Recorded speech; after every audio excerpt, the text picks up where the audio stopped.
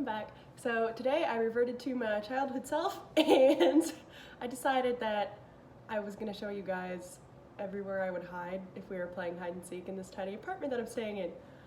So I'm gonna show you guys all the spots I found, and then in between those I'm gonna tell you some of my embarrassing childhood stories, because who doesn't like to laugh at other people in pain? So yeah, here we go.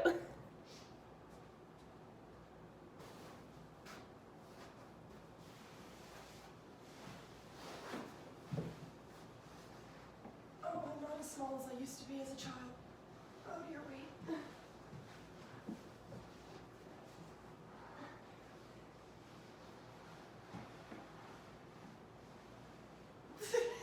The entire chair is moving.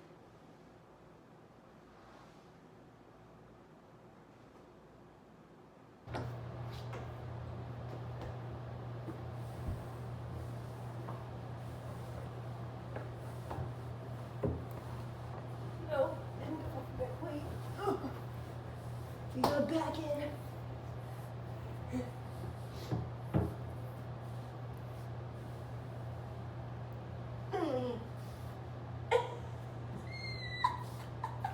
I don't fit in here. Ow. Ow. Ow. I'm determined. I am determined. I can't. I can't. Oh, wait.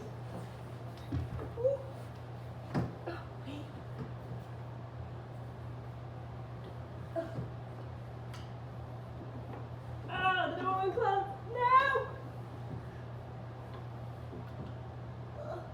That's as good as I can do. So close and yet so far. No! I can't. I can't. Oh, I was so close. Oh, it's disappointing. Okay, so number one. There was this guy at my elementary school that I had a crush on for a couple years. This was in second grade. It was my first crush, so obviously you don't know how to handle yourself and deal with all your emotions that you're feeling. So little second grade me decided that the best way to express my affections towards him was to pinch him. This poor kid, he had like scabs on his arms. I don't know what I was thinking. It's like, I love you, let me like, beep. That was my solution. Because I didn't want to tell him, because you can't tell him at that point, like, ew, boys are gross. You can't like a boy in second grade. Blah. His mom eventually found out. She called my mom, and then I went, like, my mom told me that morning when she was dropping me off at school, like, hey, you need to apologize to him and stop. And I went through that whole day just avoiding him because I was so embarrassed. And so, like, I felt so guilty. And I didn't actually apologize until the next day. I just remember that was a traumatizing experience for little Jaden. Like, I don't know what was going through my head, guys. I feel so bad. I still feel bad about doing that to this day. And I'm 18 now. Never stand on a wheelie chair.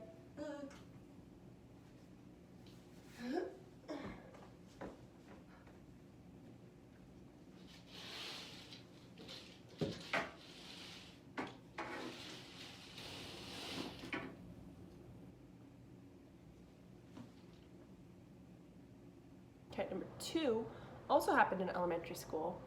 I used to just like sit and doodle in my notebooks, as we all did. But there was one time that my teacher caught me because she called on me and she was like, hey Jaden, answer this question on the board. And it was like either A or B, and I guessed wrong. And then she was like, see, I knew you weren't gonna get it, and like kind of like started going off on that.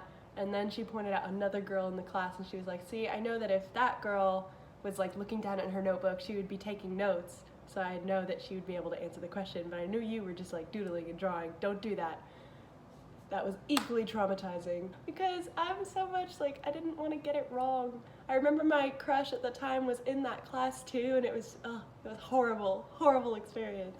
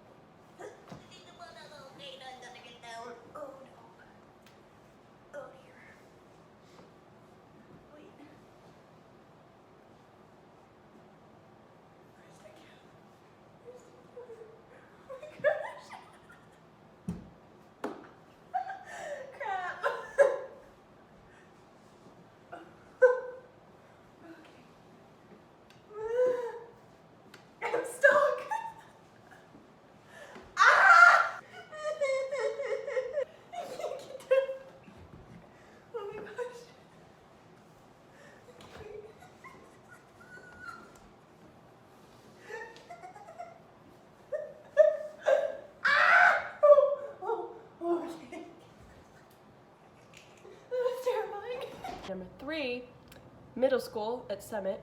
My friends and I were playing on the playground, and so there was like a seesaw there, and so what we would do is one of us would stand on one end of it, and then the rest of us would be like on this side, and we'd be like pushing this down to like pew pew and like make it go up and down, and then at the top of this side this person would like jump off and it like launches you.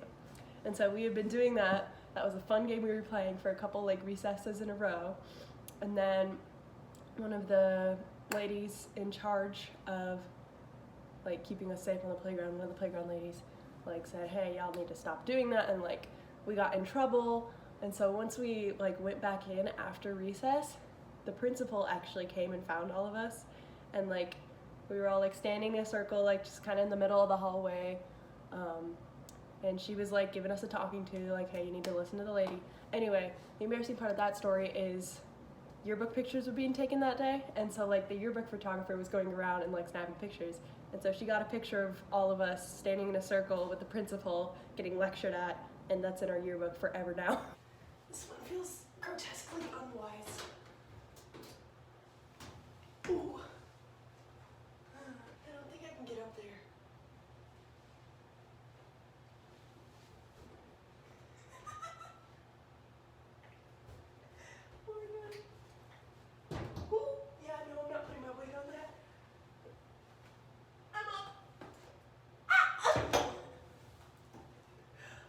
Unhappy noises at me. And number 4, it was kind of just like an era. Like, okay, I know we all have like the awkward young teenager phase where we just look our absolute worst and then we have the glow up. But my teenage phase was horrible because I had like my teeth, these two front teeth here, grew in like up in my gums. And so for a while I had like these weird looking sharp teeth. And so that was happening in my mouth. I had like cut my hair for Annie, like I talked about. I had cut my hair super short, and it got to the point where it kind of grew out and it was like about this length, and I had bangs. You should not give your little kid bangs at that age because they aren't going to know what to do with them, and so they're just going to let them sit like this and split. And so sometimes I would wear them and they would just be like the awkward split right here. Sometimes I would literally part my hair like all the way over here and like swoop it over. Oh, it was so bad. And then my mom told me that also I like to wear headbands. Like I thought headbands were cool, and so I wore these like thick headbands, and like my ears would like, it would be pushing my ears forward, so my ears would stick out, and I had like the weird bangs and like the hair that kind of just like flips out at the bottom. Oh, it was not a good look. It was a horrible look. Ugh, even just thinking about it, I'm like, oh.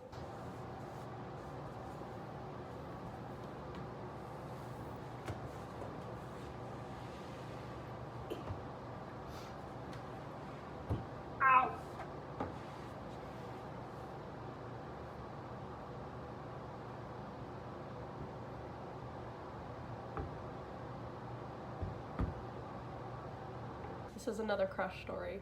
I don't remember what number it is. At the summer theater camp that I did, there was this guy that I had a crush on, and he ended up, like, I found out he liked me too. I was like trying to get him to like, you know, make the first move kind of thing. So I had his phone number. I like pulled one of those like texting him and pretending that I was trying to like text someone else. And so like I remember I literally sent him something about like, oh my gosh, this guy, he's so cute. I wish he would just come sit with me on our lunch break or something. Because it was like an all-day camp for like 2 weeks straight, and then you perform a show. So I was like, I wish he would come sit with me on our lunch break. I remember he just responded, hi.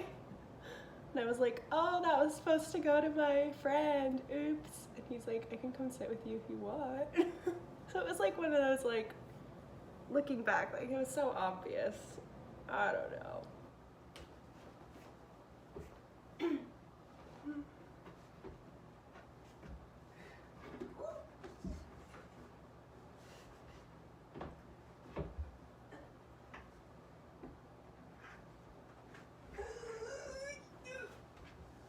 Oh dear. Oh. Ow.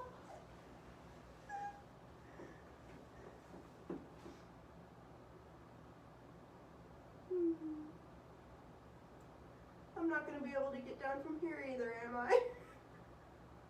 Okay, anyway, that's what I have for you guys. Sorry, apparently I have a boring childhood or a really bad memory because I can't remember any other stories. But let's do highs and lows. So my low of the day is that I've just kind of felt not motivated. Like, I wake up in the morning and it's like, what's the point? Like, I don't have anywhere to be. Why get up, get dressed, get anything done? Because, like, I don't have anything to do. So I've kind of been battling that feeling. I'm still, like, in a good mental mood. It's just kind of dealing with that. It's been hard. But my high is that I went on a walk again. You like that? Like, a walk. That's always my high. I'm always like, oh, I had a walk. And it was such a nice day out. It was a really nice day. It was like nice and cool. Okay, but my legitimate high of the day is that I watched a bunch of Marvel TikToks, and so I had a good laugh because they were funny. I was in a good mood after I watched all those today. Thank you guys for watching again, and I will see you tomorrow for our last video together, which is kind of crazy. Thank you guys for watching, and have a good night. Adios.